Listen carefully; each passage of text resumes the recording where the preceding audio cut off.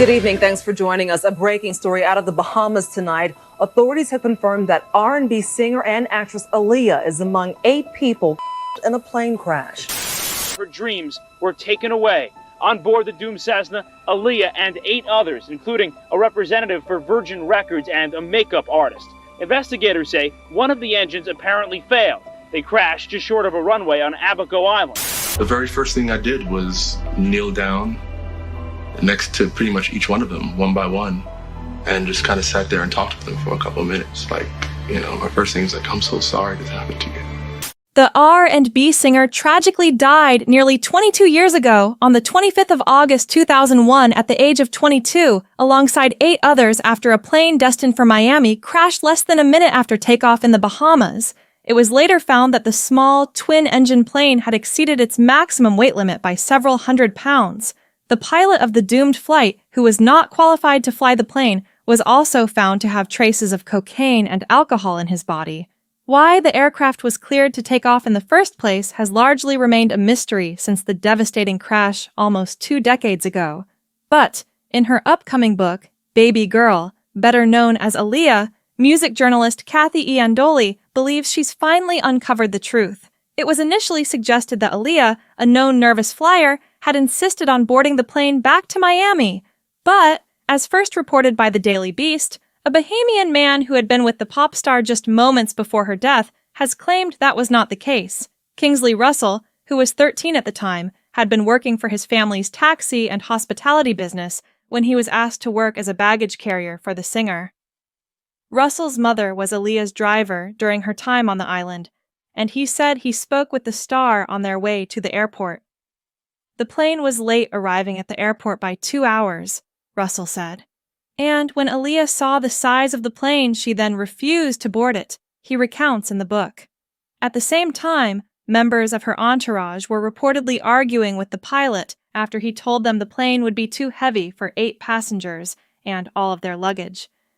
Aaliyah had been filming what would be her last music video, Rock the Boat, on the tropical island, and her entourage was carrying heavy camera equipment with them. Aaliyah had enough common sense that the plane was overweight, Russell says in the book, as reported by The Beast. The 22-year-old, complaining she had a headache, then climbed back into the taxi van and laid down on the back seat for a quick nap. Eventually, Russell says, a member of Aaliyah's team came to check on her. A mystery pill was given during the exchange. Russell says the singer reiterated that she didn't want to get on the small plane and that she wasn't feeling well.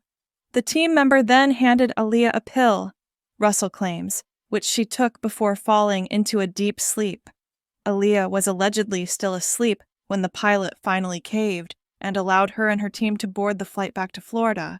They took her out of the van. She didn't even know she was getting boarded on a plane, Russell recounts in the book. She went on the airplane asleep. The flight took off at 6:50 p.m., but it had only got between 60 and 100 feet in the air before nosediving back down to the ground. Aaliyah and 6 of the 8 others on board were killed instantly. 2 others died in hospital.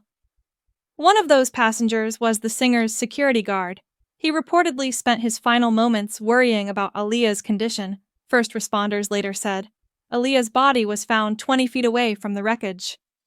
She was still strapped into her seat and slumped over to her left. An autopsy report concluded that her survival was unthinkable on account of the extensive burns and major head trauma she suffered. Many celebrities have voiced their opinions on concerns about the circumstances surrounding Aaliyah's death, especially given her young age and the dark, tragic nature of the accident.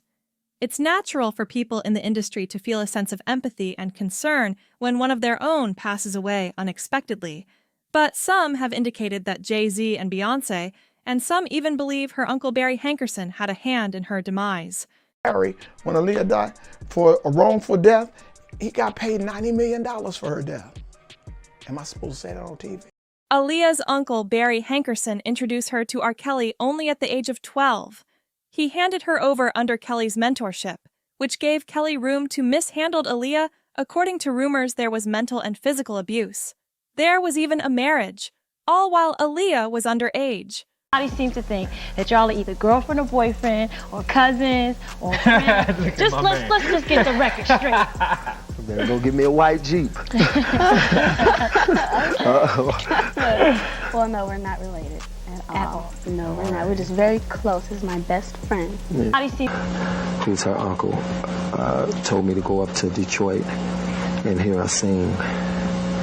Once I got up to Detroit, I didn't have to hear her sing because she was glowing. I knew she had it. As soon as she started singing, that verified it. And from there, we became here, and everything is all good. Sean Carter is responsible for enacting Hype Williams to put Aaliyah on a faulty plane, to move her out the way as punishment for rejecting him, and so he could level up Beyonce, who was struggling. Let's just say allegedly that happened. For somebody to be honest about who gave Aaliyah the pills that knocked her out before she was carried onto a plane she didn't want to be on. I was really more tight about was that I had heard that Lenny Kravitz had offered her a jet and that Hype had took the jet. So that's what really pissed me off about the situation when I heard about that. So you could ask Hype about that. That's what I said. Have you ever talked to Hype about it? Yeah. And how did that conversation go? Ask him. But I also am asking you. Yeah, but ask him. With R. Kelly, and they were making so many records together. You know, they made all of those records together. They both Aaliyah. They shared so much in common. And that's like it never happened. The pilot was a crackhead, a former crackhead, and even he, the crackhead, didn't want to go along with it, but he was told that he had to. Luis Morales III was recently charged for possession and may not have been authorized to fly that plane. So when we got there, you know, Hype was making this video, and I was like, I know Hype. I just got off of Big Pimpin', where I had to cut the video, you know what I mean? Because he likes to spend bread. So I was like, you know, he's gonna make you do another day. Don't do it. Trust me, it's just so he can spend money, you know? And sure enough, she came home that day, and I had a big house. I rented this house, and she's like, I'm going to, you know, there. And I was like, I just thought that it wasn't necessary. You know, I knew that that was gonna happen. And then when she actually saw the plane, she, you know, we had the Blackberries, and she said, I don't like this plane. And I was like, well, don't get on it. And she was like, well, I got to because I got work to do. She got on the plane, and she always had a very serious fear of planes in general. So she had to overcome a fear to get on that plane on the way there. Unfortunately, we weren't talking when she passed. She wasn't talking to Timbaland, or I think her and Missy fell out as well. My crew, you know, we put, you know, the style she gave everybody ribbons, and this, I don't even know what to say.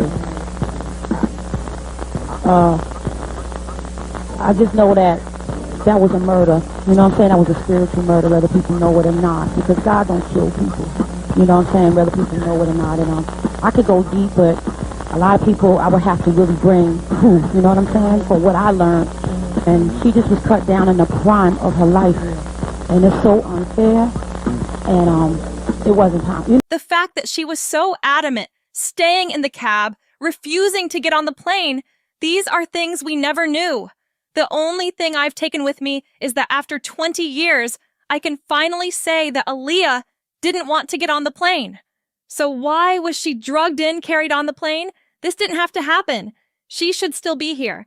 And I think the saddest part is she had no one to protect her, just a bunch of money-hungry creeps. She even deserved better.